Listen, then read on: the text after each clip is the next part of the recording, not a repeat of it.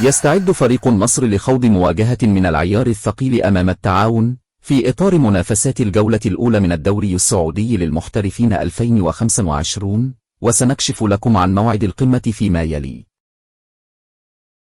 يدخل فريق النصر بقيادة الأسطورة كريستيانو رونالدو الموسم الجديد من الدوري السعودي، وعينه على تحقيق اللقب فقط للعودة مرة أخرى لمنصات التتويج بعد سنوات من الغياب.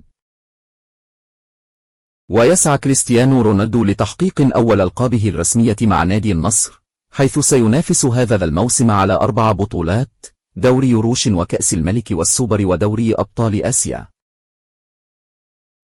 موعد مباراة النصر والتعاون. ومن المقرر أن تقام مباراة النصر والتعاون في الجولة الأولى من الدوري يوم الجمعة الموافق 29 أغسطس على ملعب مدينة الملك عبد الله الرياضية. توقيت مباراة النصر والتعاون في الدوري: ستنطلق المباراة الساعة 9 مساء بتوقيت مكة المكرمة والقاهرة والدوحة. ستنطلق الساعة 10 مساء بتوقيت أبو ظبي. وستذاع القمة المرتقبة على قنوات 8 الجديدة.